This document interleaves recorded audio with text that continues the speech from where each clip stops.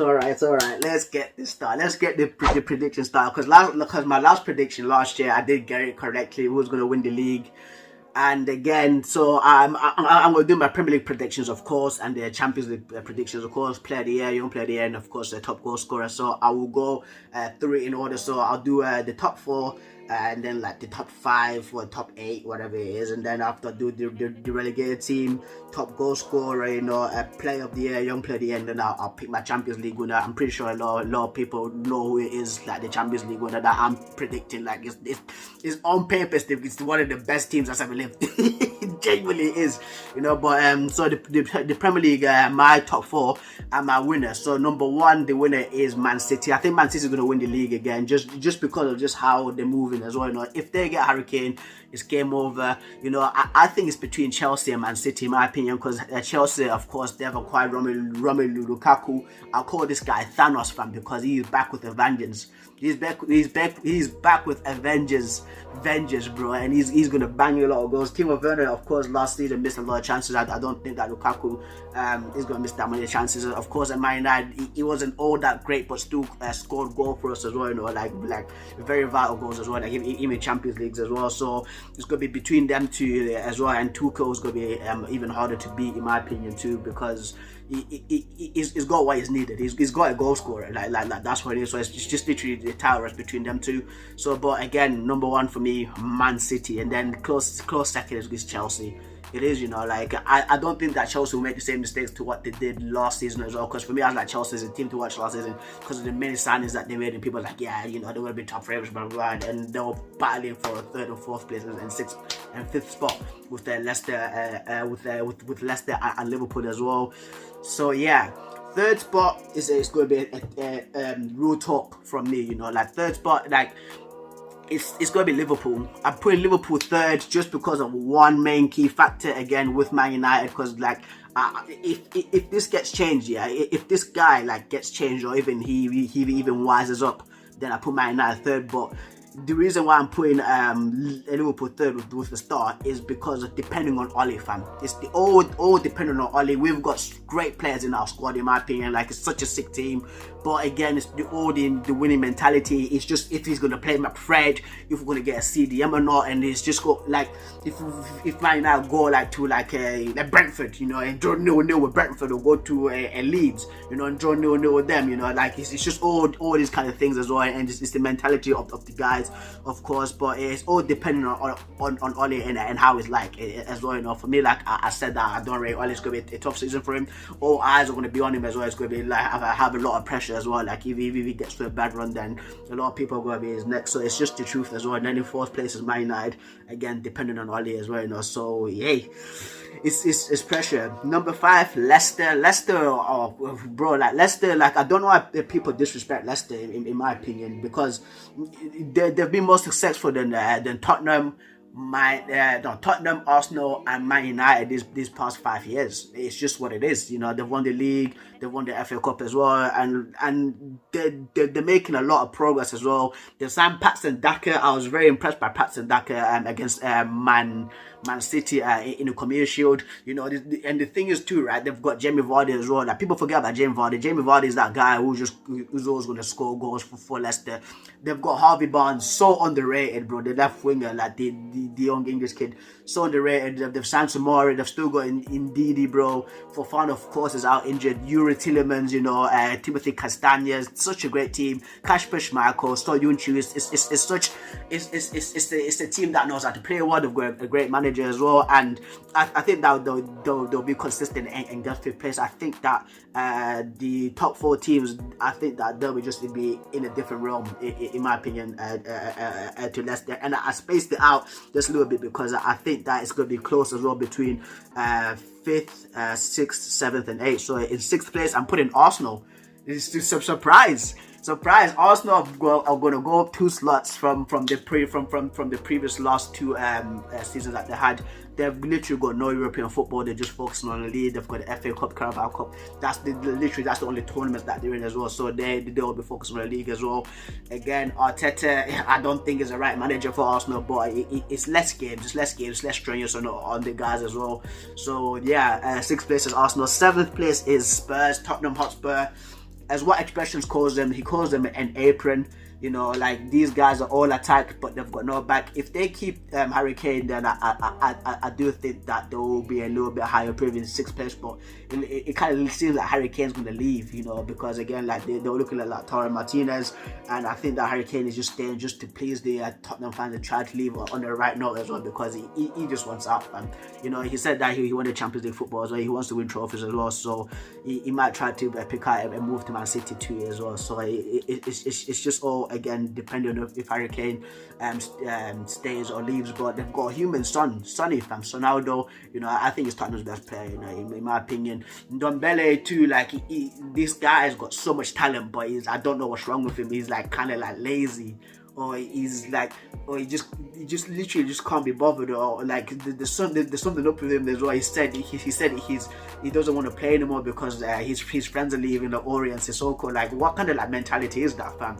You're such a great player. I actually wanted him in Man United when I was watching him play for Lyon, because I know how good he is as well, you know. But he's out here behaving like a kid. Be a professional and play for your team, fam. They're paying you. You know, the Tottenham fans actually rate you highly as well. So you actually need to play for Tottenham and actually contribute to the team as well, because like Tottenham this season will be in trouble. Like, they will be in trouble in terms of like defensive wise as well, and just even like the players that they have at the moment, bro. Like it's speaking seventh place to me. It genuinely is as well. And then number 8 is Aston Villa, bro. Like, they lost Jack Wilshere, but they've made tremendous signings, bro. Good signings, like players who, like Buendia, bro. Like people forget about how good Buendia was when he was at the Premier League as well, for Norwich 2 seasons ago. Last season in the Championship, absolutely tore it apart. Like, he was so sick. I remember just watching a clip of him doing like a elastico in the air, elastico in the air, you know. And he decided to go to Aston Villa instead of Arsenal as well. So you know, that it takes a lot of cojones to do that as well, you know, because you think that, like, as a fan, you're saying like, oh yeah, Arsenal is a better team than Aston Villa, but when they chose to go there, Leon Bailey signing from Bayer Leverkusen, again, Leon Bailey can play for a top 4 team in the Premier League as well. That's how good he is as well. Danny Ings, absolute great finisher. He's proven goal scorer in the Premier League as well. Same thing with Ollie Watkins too. Like, this Villa team's actually like a really good team, you know, and they can actually do bits as well. For me, I'm just putting them in 8th place because, again, like, it's just in terms of like the gelling of the players as well, because last season Villa relied a lot on Jack Grealish as well. So if Jack Grealish is not here, then, you know, 8th place it is for them. You know, my bottom three are the teams that got promoted last season. They're going back down again. You know, I'll say the closest team that might join them is Newcastle. No disrespect to Newcastle, you know, because what I saw from last season from Newcastle, I was like, nah. Like, literally, like, I was watching it as well. I was like, nah, bro. Like, Norwich are a yo-yo club as well, because like this, no disrespect to Norwich as well. Like it's just what Norwich live for: promotion, get money from promotion, get relegated. You know, always like the same party. Watford, same thing with Watford. Watford might stay up, and Newcastle might get relegated, you know, and then the next season they might get relegated. They might get relegated as well. Brentford, of course, like, they just came up to the Premier League. Would they do a Bournemouth and stay for a couple of seasons? I don't think so.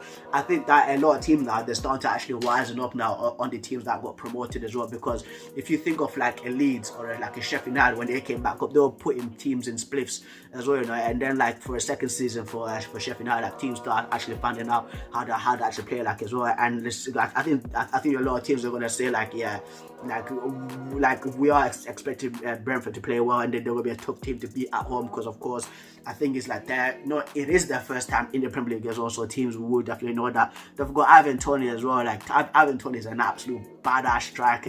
He's been on form for Brentford the last 2 seasons as well. When even Ben Ramos there, for me, Ivan Toney was a standout player for them. You know, and I'll give an honourable mention to Everton. Everton's like that team as well. Like, there's always the meme, right, of the Panthers. He's playing F1, right? It's always a meme on Twitter. People who know about what meme I'm speaking about. If Ether on Twitter, right? He's playing F1 and he's like doing a lap in there for qualifications, like easy top three, easy top three, easy top three, and then he crosses the line, he's like 16th, you know. And that's with Everton. Like, you never know what get with Everton. Everton might finish 4th, they might finish 9th, you know, they might finish 7th. So for me, I put them in that place. So that's my honorable mention for them as well. You know, they've got Rafa Benitez, of course, you know, man. Liverpool fans are like, if you go to Everton, fam, we will hate you as well. And yeah, they've actually got a great manager, but you know, the whole thing with Gylfi Sigurdsson as well, to us, I mean, I don't even want to talk about that because that's disgusting in my opinion. Still got great players as well, and they recently signed Andros Townsend as well from Crystal Palace too. So we'll have to see what Everton do, but I'll put him in 9th place as well, you know. And my top goal scorers, it'll be a hard one, fam. This is a hard one because last season I did try to call it as well, and it was Harry Kane that got top goal scorer. He even got the top assists as well. So it's between Lukaku, Kane, Vardy, and Salah. That's my list, and it's between, like, if I'd made like a short list and cut down that short list, it's going to be between Lukaku and Harry Kane, you know. And if Lukaku comes back like Thanos, fam, I'm putting him number 1 because the chances Chelsea created last season, fam,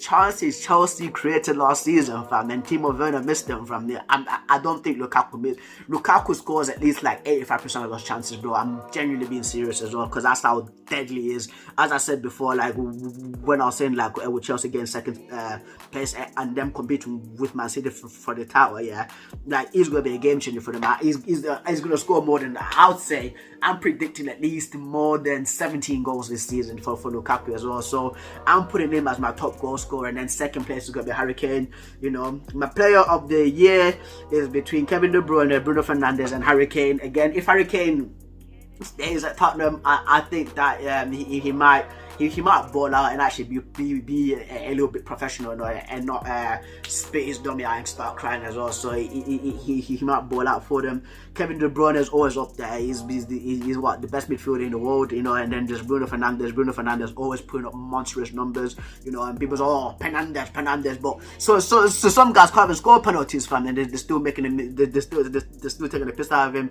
So it's gonna be a hard one. And again, like, I'm going to cross out Bruno from this list. It's going to be between Kane and Kevin De Bruyne. And if Man City win the league, then I'm going to say Kevin De Bruyne. If they don't win the league, then it's going to be Harry Kane. So that's my player of the year. My young player of the year is between Jadon Sancho, Saka, Mason Greenwood, and Felipe Fodenio.